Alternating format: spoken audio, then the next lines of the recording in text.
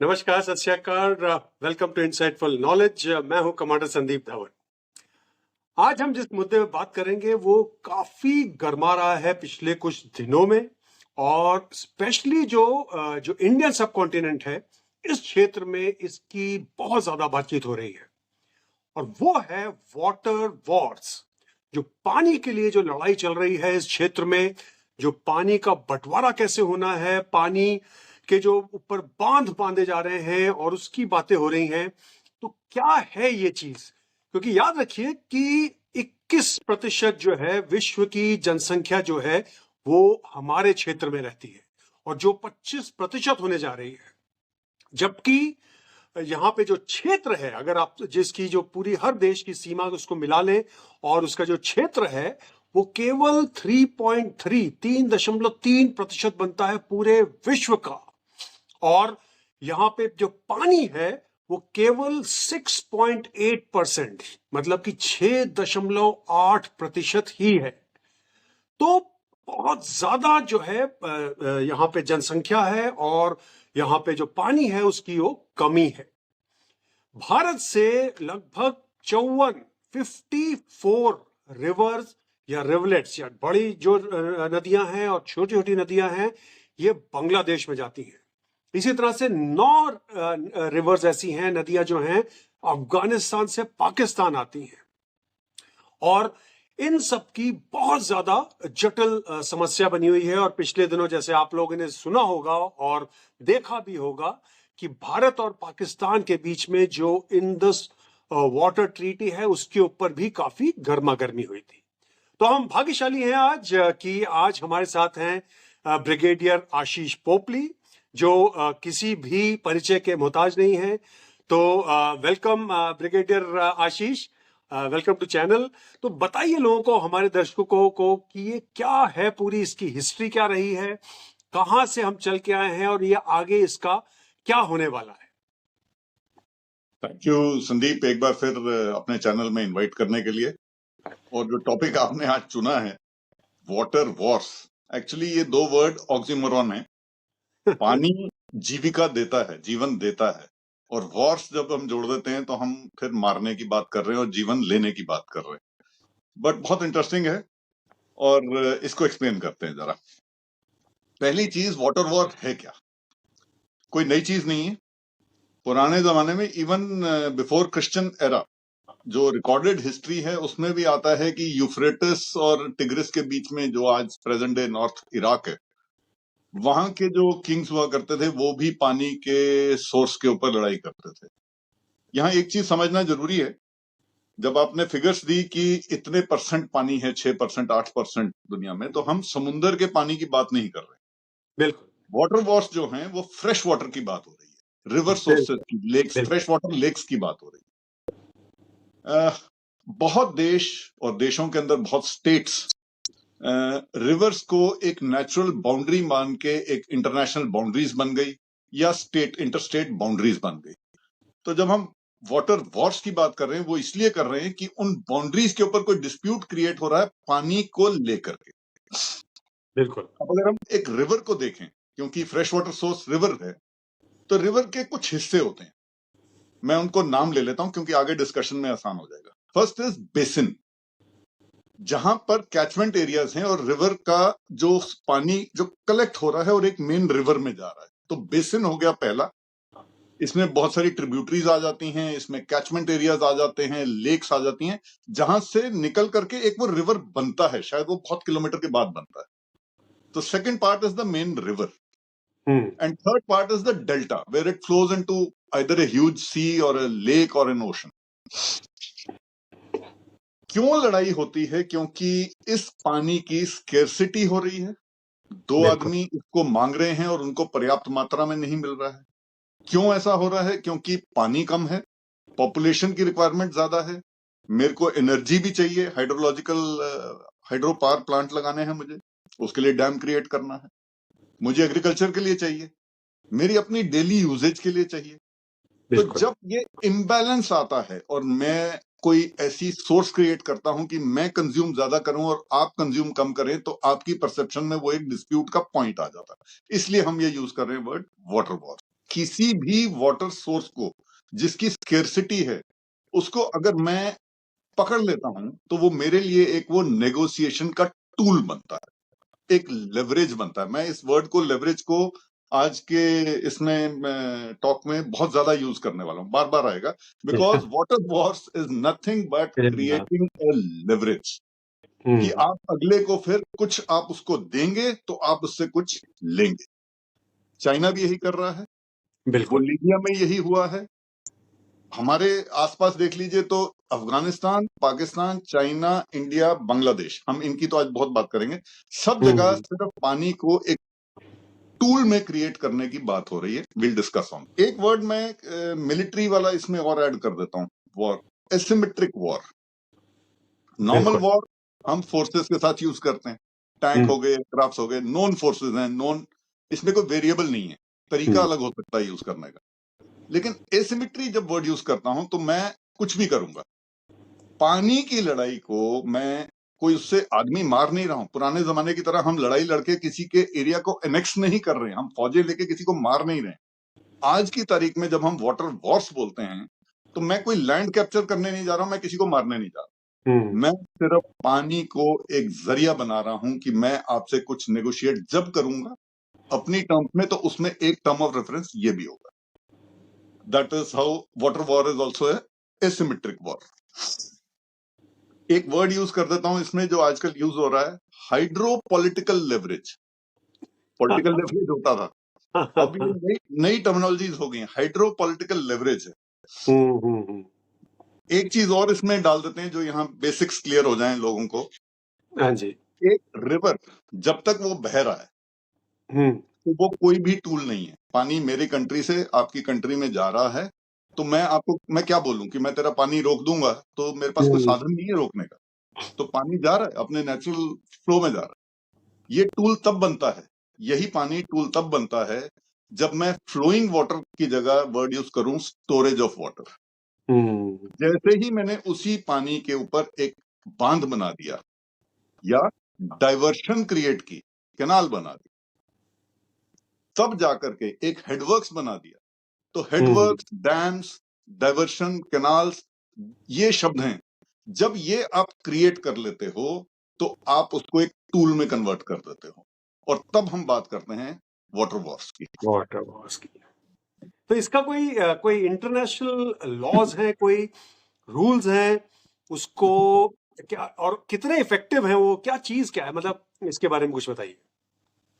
Okay, अब जब कोई भी चीज एक पोटेंशियल डिस्प्यूट का जरिया बनती है तो हमारे पास यूनाइटेड नेशंस है कि हाँ आप उनके पास जाएंगे, इंटरनेशनल कोर्ट ऑफ जस्टिस है नीदरलैंड्स में, आप वहां जाएंगे। पानी के ऊपर एक यूनाइटेड नेशन की 1997 की यूएन वाटर कोर्स कन्वेंशन है। अब ये वर्ड देखिए, कन्वेंशन है, इंडिया उसका सिग्नेटरी भी नहीं है। It says reasonable use of water bye disputing parties. Word क्या आ गया? रीजनेबल। कोई डेफिनेशन नहीं है रीजनेबल की। नेक्स्ट इट यूजेस कि आपकी यूज करने से दूसरी पार्टी को सिग्निफिकेंट हार्म नहीं होना चाहिए। सीधा एडजेक्टिव, हार्म की बात नहीं कर रहा, सिग्निफिकेंट हार्म की बात कर रहा है। तो हु इज टू जज कि ये हार्म है और ये सिग्निफिकेंट हार्म है? देन इट सेज आप आपस में जो भी जहां रिवर्स चल रहे हैं और अगर डिस्प्यूट में कन्वर्ट हो रहा है तो आप आपस में बैठ के कोऑपरेशन से इसको सुलझा लीजिए, कोऑपरेशन। देन इट सेज कि अगर आपसे नहीं हो रहा है तो आप हमारे पास आ जाइए, हम इसको डिस्प्यूट रेजोल्यूशन करेंगे। इस सारी कहानी में नो फॉर्मूला कि इतना परसेंट ये यूज करेगा, इतना वो करेगा, कोई एक फॉर्मूला नहीं बन सकता। क्यों? वेरिएबल्स कितने हैं? बहुत सारे रिवर्स हैं जिनका बेसिन एक कंट्री में है, उस बेसिन में भी 2-3 हिस्से हैं, आधा बेसिन टर्की में है, आधा इराक में है और थोड़ा सा सीरिया में है। मैं यूफ्रेटिस की बात कर रहा हूं, ठीक है? तो बेसिन ही अलग अलग हो गया। उस बेसिन में कैचमेंट एरियाज में कितनी बारिश हो रही है, अगर ग्लेशियर है तो कितना पिघल रहे हैं, तो पानी की सोर्स वो बहुत बड़ा वेरिएबल है, पता ही नहीं, एक साल बारिश हो रही है, अगले साल नहीं हो रही। बिल्कुल। आपकी पॉपुलेशन कितनी है?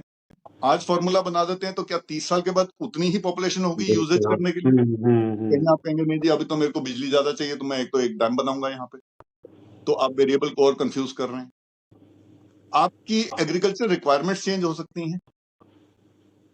सो आपका बेसिन जो है, let's say Brahmaputra 50% of the basin China में है, लेकिन कितना पानी इकट्ठा करता है? अबाउट 25%। तो सिर्फ बेसिन की के ऊपर फॉर्मूला नहीं बन सकता, वहां होता ही 25% है। मैक्सिमम पानी तो इंडिया में बारिश से आता है और ट्रिब्यूटरी, इंडियन ट्रिब्यूटरी से आता है। सो इसको रिवर को अगर मैं लेंथ ले लूं, जैसे नाइल रिवर है, 11 देशों से निकलता है, 11 व्हाइट और ब्लू लाइन मिलाकर के। मीकोंग रिवर चाइना का, जो कंबोडिया, लाओस इत्यादि वियतनाम में जाकर के खत्म होता है, वो 8 देशों में। कितनी ट्रिब्यूटरीज हैं, कितना पानी कहाँ आ रहा है, किसकी पॉपुलेशन क्या है, किसकी रिक्वायरमेंट क्या है आज और 20 साल के बाद, तो फॉर्मूला कैसे बनेगा इसका? बिल्कुल। प्लस ये तो बहता हुआ पानी है जो सतह पे है, आपको और मेरे को दिख रहा है। व्हाट अबाउट एक्विफायर, जो जमीन के नीचे पानी है, कल उसके ऊपर फॉर्मूला बनाना पड़ेगा। एक्विफायर भी 3 देशों के अंदर है फैला हुआ, नीचे नीचे। तो यहां पर जब बाकी रिसोर्सेस के ऊपर फॉर्मूला बना और या नहीं बन पाया फॉर्मूला कहीं, तो एक वर्ड यूज हुआ इंटरनेशनल अंडरस्टैंडिंग में, सॉवरेनिटी। जब मैं अपने यहाँ खदान खोदता हूं और वहां पर सोना निकलता है, वो खदान हो सकता है राजस्थान में हो मेरी, लेकिन उसकी जो ऑफशूट है वो पाकिस्तान में निकल रही है, तो सीधा माना गया कि जिसके एरिया में जो निकलेगी रिसोर्स वो उसकी है, तो एक सॉवरेनिटी दे दी उस एरिया की। लेकिन बहते पानी की सॉवरेनिटी अगर डालेंगे तो फिर वो होगा कि जिसके यहां पानी है वो उसका, and that is how the word sovereignty, और जिसके ऊपर इंडिया अटका हुआ है जब इंडस वाटर की बात करेंगे, कि ये सॉवरेन रिसोर्स है और जितना मैं यूज करना चाहता हूं उतना मैं यूज करूंगा। जो अच्छा। इंटरनेशनल लॉज हैं, एक तो यूएन का हो गया, UN convention, water course convention, जिसपे इंडिया सिग्नेटरी नहीं है। सेकंड है परमानेंट कोर्ट ऑफ आर्बिट्रेशन, ये भी द हेग में है, और एक इंटरनेशनल कोर्ट ऑफ जस्टिस जिसको इंडिया मानता है, वो भी हेग में है। Now permanent court of arbitration ये वो जगह है जो एक parallel ICJ, international court of justice के पैरेलल एक ऑर्गेनाइजेशन है, बड़ी पुरानी 1889 की बनी हुई है। आर्बिट्रेशन करते हैं वो कंट्रीज की और प्राइवेट पार्टीज की भी करते हैं। इंडिया उसको नहीं मानता है।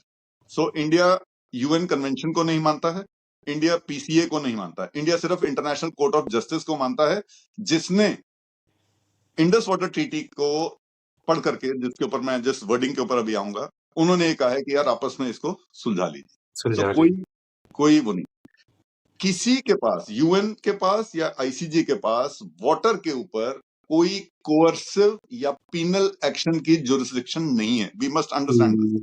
ना कोअर्सिव है ना पीनल है। They can only ask you कि आप बैठ करके म्यूचुअली इस पे कोई ट्रीटी कर लीजिए, एमओयू बना लीजिए, कोई सैंक्शन नहीं लग सकती। अब आते हैं, आपका जो क्वेश्चन था आईडब्ल्यूटी, ये बहुत ज्यादा डिस्कस हुआ पिछले 4-5 महीने में जब से हुआ। ओके, सो मैं उसकी डिटेल्स में नहीं जाने वाला, मैं कुछ और एक फेसेट कवर कर रहा हूं वाटर वॉर्स के साथ। ठीक है। 1960 में हुई ट्रीटी इंडिया और पाकिस्तान की, ये 85 पेज की है और मैंने इसको पढ़ा। इस ट्रीटी के फर्स्ट पैराग्राफ के ऊपर आ रहा हूं। फर्स्ट पैराग्राफ, 85 पेज को छोड़ देते हैं। Now the first para says कि government of India and government of Pakistan on this day of this year वगैरह, it starts, it is the preamble, the heading is preamble, it is not even para 1. We agree for a treaty on sharing of Indus waters as given in annexures and appendices and the following pages in a spirit of goodwill and friendship. So 1960 के बाद where was this friendship? We have fought 4 proper लड़ाइयां लड़े हैं कारगिल को मिलाकर के, multiple terrorism acts हुए हैं हमारे यहाँ। So the present government after Pahalgam in May 2025 said कि where is this friendship, where is this goodwill, ये है कहाँ? और क्योंकि ये दोनों word, terrorism cannot be seen as goodwill, terrorism cannot be seen as friendship. तो जब ये दो शब्द ही नहीं है और हमारे प्रियम्बल में ट्रीटी स्टार्ट ही इसी से होती है, ये ट्रीटी लागू होएगी गुडविल और फ्रेंडशिप में, तो इंडिया ने उसको अबेंस में कर दिया। अभी बाकी 84 पेज पढ़ने की जरूरत नहीं कि कौन सा रिवर कितना आप यूज करेंगे, 30%, 20%, उसकी बात नहीं कर रहे अभी। ओके, आईडब्ल्यूटी में 6 रिवर्स आते हैं, 6 में 3 को हम जो नॉर्दर्न वाले हैं उनको एक्चुअली हम बोलते हैं वेस्टर्न रिवर्स और 3 हैं eastern reverse. Eastern river okay का पानी हमारे पास है, रावी, ब्यास, सतलज, और जो ओके वेस्टर्न रिवर्स हैं इंडस, चेनाब, झेलम, उनका पानी हम यूज कर सकते हैं, लेकिन run of the river use कर सकते हैं, बाकी पाकिस्तान में जाएगा। अब हमने उसको अबेंस में कर दिया। मैंने ओके शुरू में बताया कि ये चीज पानी जब तक फ्लो कर रहा है तो वो टूल नहीं है। तो 3 रिवर जो वेस्टर्न रिवर्स हैं वो जब तक फ्लो कर रहे हैं पाकिस्तान में, वो टूल नहीं है। टूल तब है जब मैं उसके ऊपर कोई स्टोरेज का सिस्टम या डाइवर्जन का सिस्टम बना। हमारे पास उस पर रन ऑफ द रिवर बहुत सारे डैम्स हैं, अब बहुत सारे प्लान और अंडर कंस्ट्रक्शन में आ गए। मैं उनकी फिगर्स देना चाहता हूँ ऑडियंस को समझने के लिए, क्योंकि बहुत सारी चीजें जब ये इंडिया ने अबेंस में किया तो बहुत लोग यूट्यूब वगैरह और बड़े उसमें था, ओहो क्या हो सकता है, पॉलिटिकल पार्टीज की स्टेटमेंट ये तो जुमला है वगैरह वगैरह वगैरह। कोई भी डैम एक दिन में नहीं बनता है, समय लगता है। बिल्कुल लेकिन आपको मैं फिगर्स दे रहा हूं। आज की तारीख में हमारे hydro electric power generation capacity 6000 megawatt है, यानी 6 गीगावाट है। ओके मैं इन 6 रिवर की बात कर रहा हूं।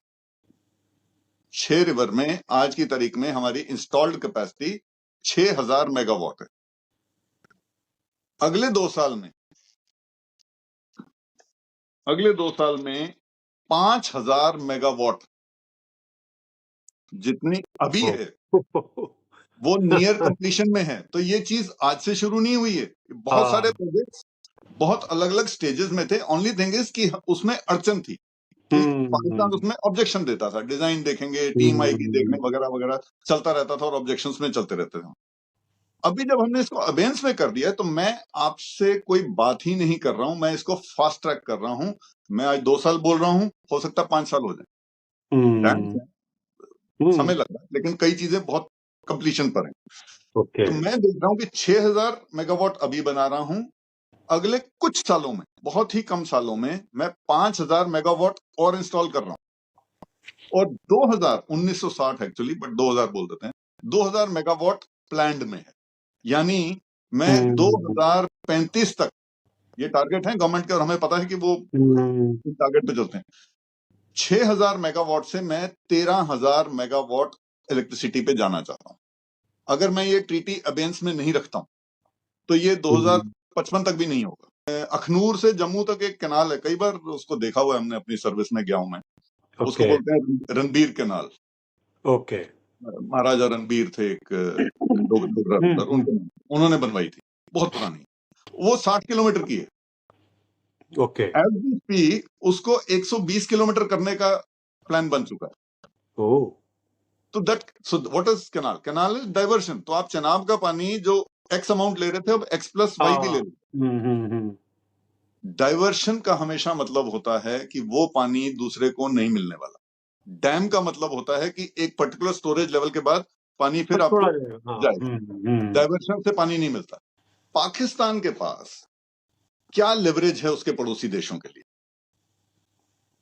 कोई ऑयल है, कोई रेयर अर्थ है।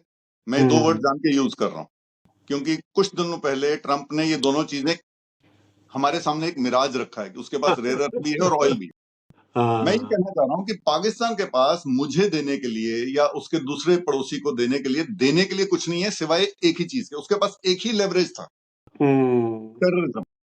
बिल्कुल इंडिया ने एक स्ट्रोक में ऑफ सिंदूर के बाद वो लेवरेज को नेगेट कर दिया। सो जो देश पाकिस्तान को एक एसेट समझते हैं आज की तारीख में, से अमेरिका, वो जब देख रहे हैं कि इसका एक ही बचा हुआ लेवरेज था जिससे इंडिया को थोड़ा चेकमेट करता था, ये आज इंडिया ने उस लेवरेज को हटा दिया है, तो मेरे को इसको कोई और लेवरेज देना पड़ेगा, क्रिएट करना पड़ेगा। सो एक मिराज क्रिएट किया गया कि रेयर अर्थ है, ऑयल होगा, इंडिया भी ऑयल खरीद लेगा उनसे वगैरह। जिस कंट्री के पास कोई लेवरेज नहीं है वो दब जाएगा।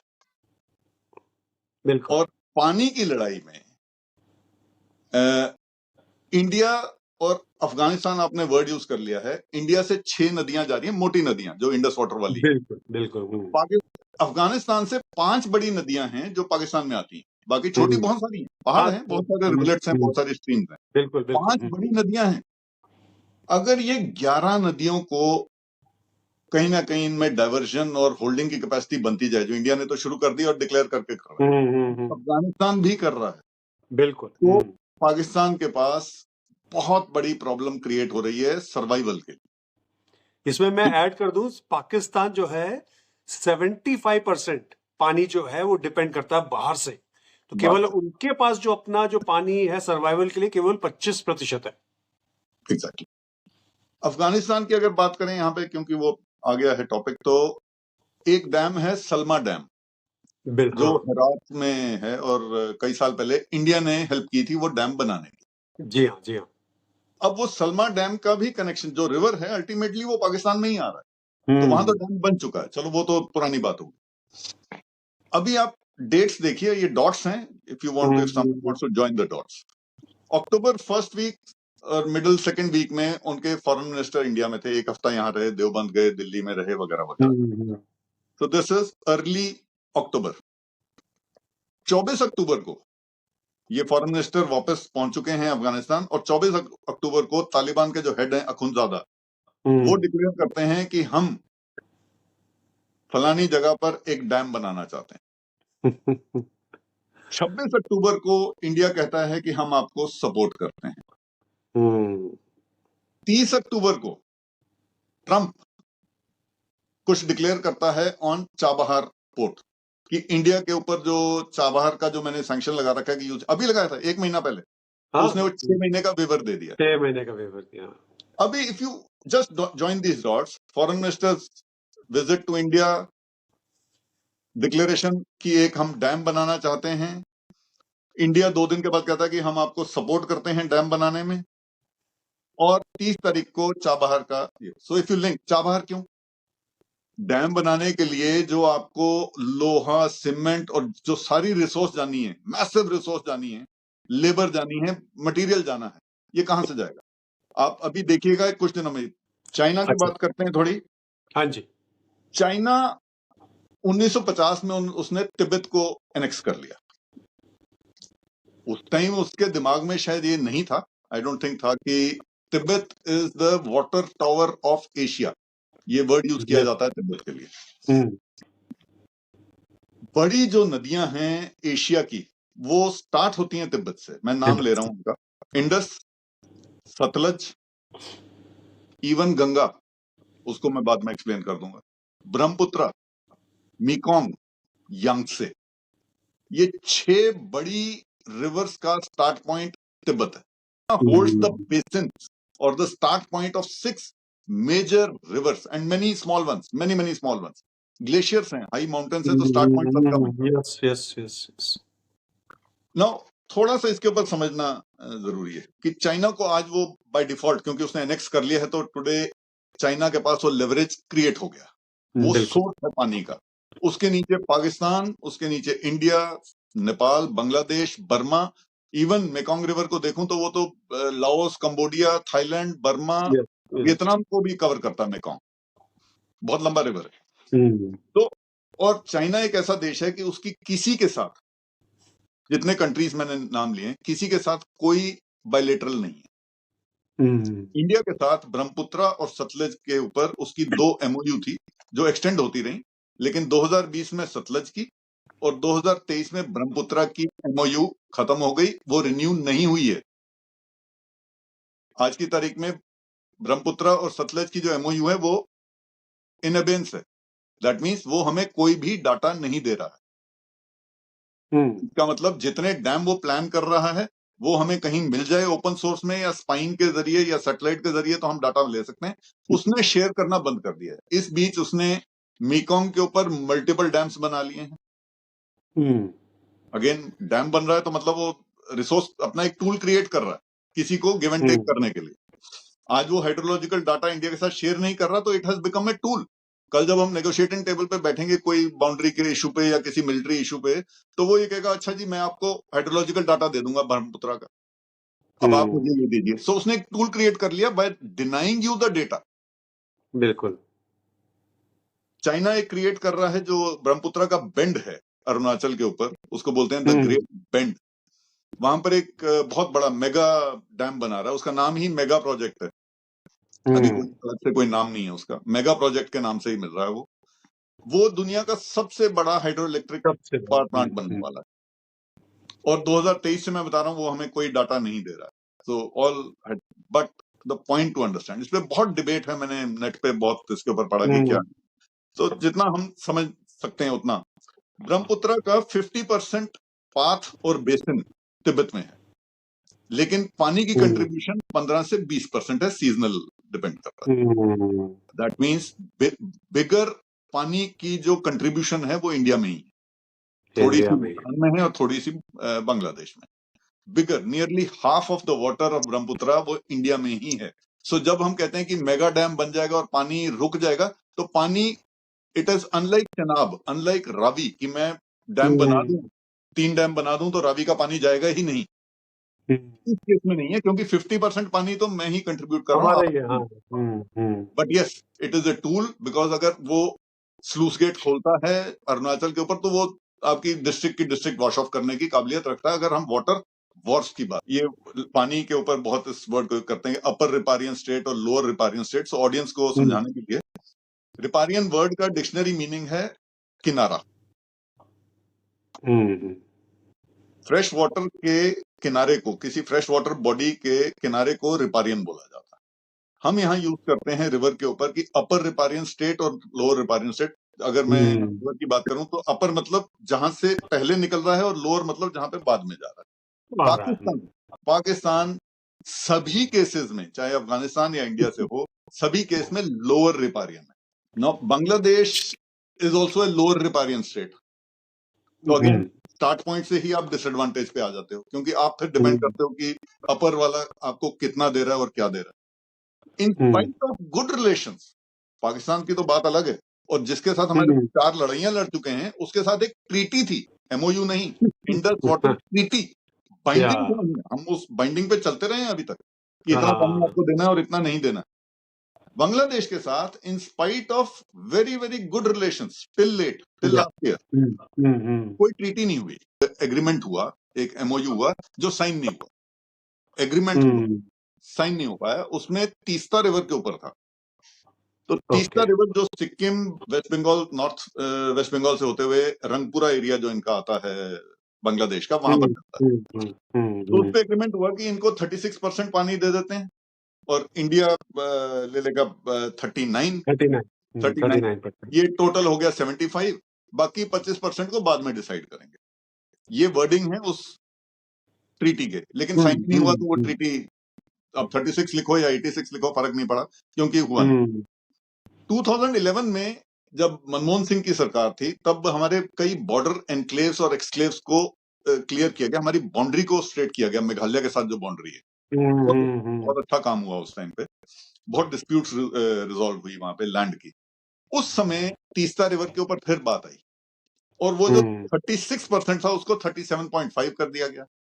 इंडिया का 39 से 42.5 हो गया, टोटल करें तो 80 हो गया। पहले टोटल 75 की शेयरिंग थी, अब 80 की, और बोला बाकी 20% जो है वो आगे इसको फिर कभी नेगोशिएट किया जाएगा।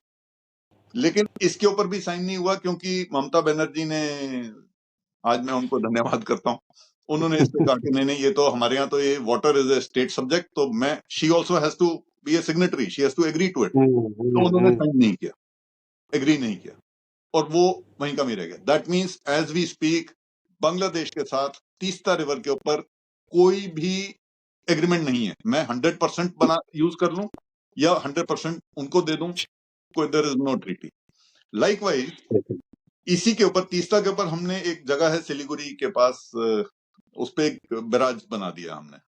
सो गोड जो बोले ऐसा करके कोई एक टाउनशिप है कूच बिहार के पास, तो वो एक बैराज है जो हमने, तो again barrage is what, it's a kind of a dam. मैंने उसको तो मैंने एक टूल अपने लिए क्रिएट कर लिया है। उसी तरह जो गंगा रिवर जाती है, उसके ऊपर भी फरक्का बैराज है, बहुत पुराना है। एक महानंदा रिवर है जो सिलीगुड़ी के साउथ से जाती है, वो भी एंटर कर जाती है वेस्ट बांग्लादेश में। The moment it is entering वहां पे बैराज बन चुका है। तो 3 बड़े रिवर, तीनों के ऊपर मेरे पास बैराज बने हुए हैं, और जब बैराज बनता है तो उससे कनेक्टिंग फिर कैनाल्स वगैरह वो नेटवर्क बन जाता है अपने आप। बिल्कुल। तो वो 3 हमने क्रिएट कर लिए हैं, पुराने हैं और एक अभी नया है। सो ये क्रिएटेड है। So these become tools for use on A negotiating table कि मैं पानी मेरे यहां से जा रहा है। पिछले सेशन में हमने एक बार डिस्कस किया था कि बिजली हमारे यहां से जा रही है, पोर्ट्स हमारे यूज होते हैं, उनको जो एक्सपोर्ट करना है उसके लिए पोर्ट्स हमारे यूज होते हैं, एयरपोर्ट हमारे यूज होते हैं, कार्गो टर्मिनल्स हमारे यूज होते हैं। ये सब टूल्स हैं नेगोशिएटिंग टेबल पे डिस्कशन करने। तो बहुत ही बढ़िया लगा आपसे बात करके, और बहुत डिटेल में आपने बताया कि कैसे ये एक टूल भारत के पास है, और कैसे इसको ये कम से कम ये 2 देश जो हैं, पाकिस्तान और बांग्लादेश, नकार नहीं सकते हैं, और या उनको निगोशिएशन टेबल पे आना ही पड़ेगा। तो अगर उस देश के लोग, और स्पेशली बांग्लादेश के लोग समझ रहे हैं, इस बात को सुन रहे हैं हमारा पॉडकास्ट, तो उनको समझना चाहिए कि भारत जो था अभी तक उनके साथ बहुत अच्छी तरीके से पेश आ रहा था, और पिछले कई दिनों से, कई सालों से हमारे उनके साथ रिलेशनशिप बहुत अच्छे रहे हैं। तो उसको आप नष्ट नहीं करिए, और इस तरह की हरकतें करके, या आप जो पाकिस्तान की राह पे चल दिए हैं, वो आपको कहीं भी लेके नहीं जा पाएगा, बल्कि आप नीचे ही गिरेंगे, ऊपर नहीं उठेंगे। So thank you so much brigade Ashish, बहुत बढ़िया लगा कि आपने इतने अच्छे तरीके से, कितने जटिल सब्जेक्ट को इतने आसानी से और इतने बढ़िया तरीके से समझाया। Thank you so much for watching. नमस्कार, सत श्री अकाल, जय हिंद।